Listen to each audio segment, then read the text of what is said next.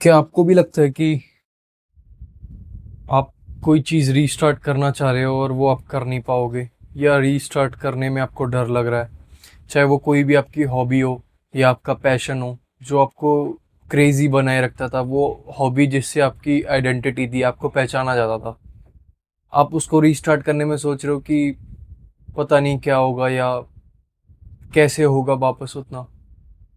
पता है, एक्चुअल में जितना हम रियलिटी में सफ़र नहीं करते ना, उतना ज़्यादा हम मेंटली सफ़र कर जाते हैं कई चीज़ें रीस्टार्ट करने में, या कई चीज़ों को इमेजिनेशन में। हम सोचते हैं कि कैसे होगी वो चीज़, पर एक्चुअल में हमें ये सोचना चाहिए कि जो हमारा पैशन है, हमारी हॉबी है, अगर आप गिटारिस्ट थे, या आपको जिम जाना पसंद था, या आपकी जो भी हॉबी या पैशन था, अभी आप वो नहीं कर पा रहे हो किसी भी वजह से, कोई भी रीज़न हो सकता है, family problems, health problems, financial pressure, या खुद ही मेंटली थक गए हो, कुछ भी हो सकता है।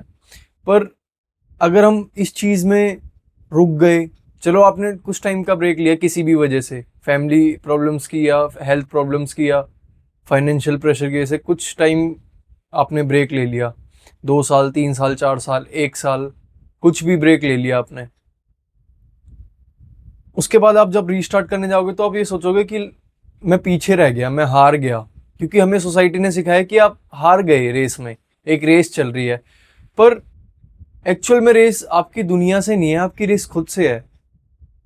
आपका पीछे वाला जो था प्राइम टाइम, उसके बाद आपने छोड़ा, फिर आप उसी से कंपेयर कर रहे हो कि मेरे को उतनी दूर जाना है, उतनी ऊपर जाना है, पर शायद रीस्टार्ट करने पे आप उससे ऊपर चले जाओ। आप बस कंपेयर करो कि आप कल क्या थे। कल आप जिम नहीं गए, कल आपने कोई वर्कआउट नहीं करा, आज से आपको रीस्टार्ट करना है, बस आज से कंपेयर, कल से कंपेयर करो आज को, और आज को अगले कल से। जब कल इस आज को देखना, तो इस आज से कंपेयर करना कि हाँ, मैंने कम पुश करा था और मैं आज ज़्यादा पुश करूँगा। पता है हम क्यों इतने पीछे रह जाते हैं, या क्यों सोच में लग जाते हैं कि अब क्या होगा? एक मार्कस ऑरेलियस का कोट है, the impediment to action advances action, what stands in the way becomes the वे।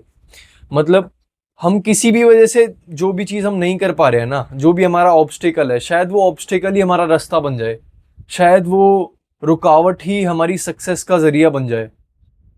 ये हर उस महीने में सक्सेस की बात कर रहा हूँ जिसमें आप बनना चाह रहे हो, म्यूजिशियन, आर्टिस्ट, सिंगर, गिटारिस्ट, या यूट्यूबर, इन्फ्लुएंसर, कुछ भी। मैं उसमें कह रहा हूँ, आप कब तक होल्ड बैक करते रहोगे, कब तक ये सोचते रहोगे कि रीस्टार्ट करने जाऊंगा, या गिटार वापस उठाऊंगा और मैं बजा नहीं पाऊंगा, या मैं जिम जाऊंगा, मैं उतना वेट नहीं मार पाऊंगा जितना मैं मारता, तो कब तक वो सोचते रहोगे, कब तक दिमाग में एकदम वही फ्रस्ट्रेशन रखोगे? उससे बेहतर है कि आप बिना कुछ सोचे, सिर्फ ये सोच के कि मैं अपने कल से बेहतर करूंगा, जो मेरा पिछला 24 घंटा था उससे बेहतर मैं आज करूंगा। फिर अगले दिन सोचोगे कि मेरा जो पिछला 24 घंटा था मैं उससे बेहतर करूंगा। ये 24 घंटे का इनिशियल यू वर्सेस यू करके आप कॉन्टिन्यूसली अपने पिछले प्राइम को compete कर दोगे, बीट कर दोगे कंपटीशन में। एपिक्टेटस एक फिलोसोफर थे, स्टोइक फिलोसोफर। उनका एक कोट है जो कहते हैं, no great things is created suddenly. मतलब कुछ भी बहुत ग्रेट चीज, या बहुत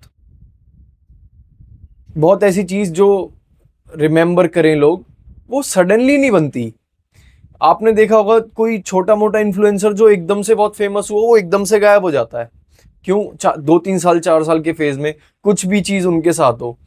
तो इसका मतलब ये है कि अगर आपको ग्रेट बनना है ना, तो रेजिलियंस, पेशेंस, पेन, ये सब आपको एम्ब्रेस करना पड़ेगा। मतलब जूझना पड़ेगा आपको।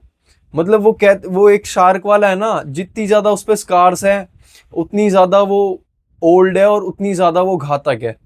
वो जो धुरंधर मूवी का है कि घायल हूं पर घातक हूं। मतलब जितने ज्यादा आपके इंजरी है, या जैसे आप इंजर्ड स्पोर्ट्स पर्सन हो, तो आपको पता है कि आपको ये चीज अब नहीं करनी। पहले आप में जुनून था, अब आप में विजडम है। विजडम से जब आप चलोगे ना, तो स्पीड बेशक ही कम हो, पर पावरफुल होगे। स्पीड में जाने में और पावर के साथ जाने में बहुत डिफरेंस होता है। स्पीड वाला एक पल को रुक भी सकता है, क्रैश भी हो सकता है, पर पावर, विजडम, ये बहुत कम मायने में क्रैश या धोखा खाती है। शायद आप मेरी बात समझ रहे होगे। बस मैं ये बोलना चाहूंगा कि आप अपने इमोशंस को, अपनी हॉबी को, अपने पैशन को मरने मत दो, मत जाने दो उसको नीचे, मत खत्म होने दो अपना वो बचपन जो आप सोचते हो कि ये चीज मैं करना चाहता था बचपन में, और बुढ़ापे में बेड पे जब पड़े होगे तो ये सोच रहे होगे काश मैंने वो चीज करी होती, बेशक गरीब रहता पर मैं खुश रहता। आज की वीडियो इतनी है, अगर आपको अच्छी लगी हो तो प्लीज लाइक, शेयर, सब्सक्राइब करें और बताना कमेंट में कि आप क्या रीस्टार्ट करने जा रहे हो मेरी वीडियो देखने के बाद। Thank you.